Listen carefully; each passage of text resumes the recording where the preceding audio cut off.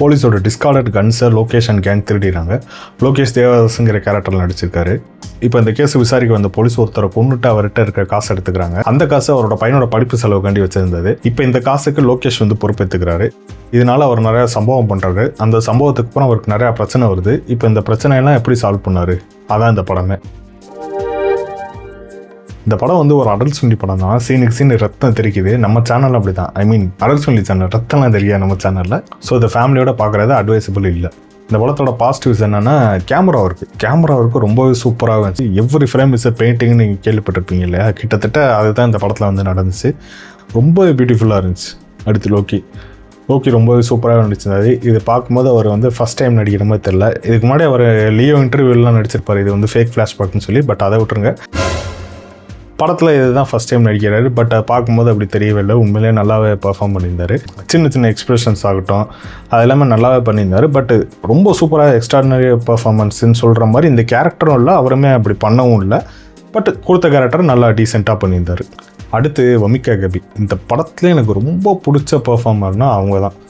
அவ்வளோ சூப்பராக நடிச்சிருந்தாங்க. அவங்க கொடுக்குற சின்ன எக்ஸ்பிரஷனு, அவங்களோட அந்த ஆட்டிடியூடு, அது எல்லாமே ரொம்பவே சூப்பராக இருந்துச்சு. எல்லாரோட பர்ஃபார்மன்ஸோட இவங்களோட பர்ஃபார்மன்ஸ் தான் எனக்கு இந்த படத்தில் ரொம்ப பிடிச்சிச்சு. டிக்கெட் உள்ள 200னா 198 ரூபா அனிருத்துக்கு தூக்கி கொடுத்துடலாம். அப்படி ஒரு ஒர்க் பண்ணியிருக்காரு அனிருத்து.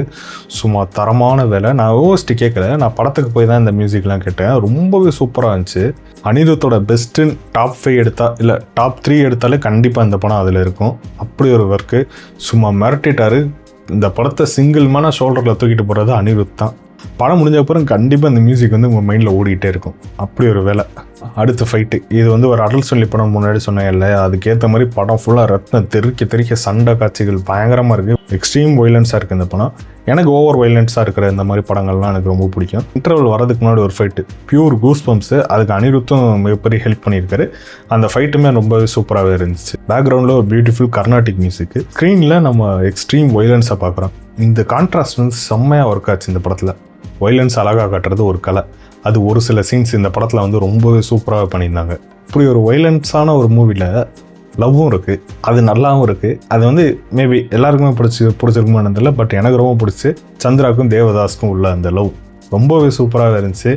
அவங்க எக்ஸ்சேஞ்ச் பண்ணிக்கிற டயலாக்ஸ் ஆகட்டும், அவங்க கூட இருக்கிற அந்த கெமிஸ்ட்ரி, இது எல்லாமே ரொம்பவே சூப்பராக இருந்துச்சு.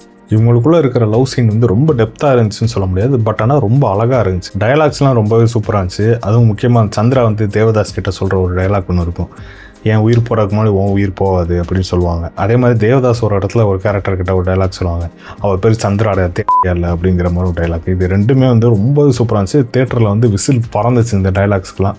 இவங்களுக்குள்ளே இருக்கிற லவ் சீன் ரொம்ப டெப்த்தாக இருந்துச்சுன்னு சொல்ல முடியாது, பட் ஆனால் ரொம்ப அழகாக இருந்துச்சு. அப்படின்னா இந்த படத்தில் குறையே இல்லையா அப்படின்னு கேட்டால் இருக்குது. எந்த கேரக்டர் மேலே நமக்கு பெருசாக எமோஷனல் கனெக்டே இல்லை, இன்க்ளூடிங் லோக்கி. அந்த தேவதாஸுங்கிற கேரக்டரோட கதை பாவமாக தான் இருக்குது. ஆனால் நமக்கு அது நினச்சி எந்த இடத்துலையுமே ஒரு ஃபீலிங்கோ இல்லை அவருக்கு ஏதாச்சும் ஆகும்போது நமக்கு ஒரு பாவங்கிற ஃபீலோ வரவே இல்லை. எனக்கு ஒர்க்கான எமோஷன்ஸ் சந்திராவோட தான். அது ரொம்பவே சூப்பராக எழுதியிருந்தாங்க. அதே மாதிரி எல்லா கேரக்டருக்கும் எழுதியிருந்தால் ஒரு நல்ல என்டர்டெய்னிங்கான படம் ஒரு சூப்பர் என்டர்டெய்னிங்கான படமாக இருக்கும். ஏன்னா நிறைய பேர் சாகிற மாதிரிலாம் சீன்ஸ்லாம் வருது. அதெல்லாமே நமக்கு அந்த எமோஷன்ஸ் கடத்தணும். பட் ஆனால் நமக்கு அப்படி எந்த ஒரு ஃபீலுமே இல்லை. யாரோ ஒருத்தர் வந்துட்டாரு அப்படிங்கிற மாதிரி ஒரு ஃபீல் தான் வருது. ஃபைனலாக சொல்லணும்னா இந்த படம் நல்லா இருக்குது. அருண் மாதேஸ்வரனுக்கும் ஒரு ஸ்டைல் இருக்குது. அதையும் அந்த கமர்ஷியல் எலிமெண்ட்ஸையும் மிக்ஸ் பண்ணி ஒரு நல்ல தரமான என்டர்டெய்னராக கொடுத்துருக்காரு.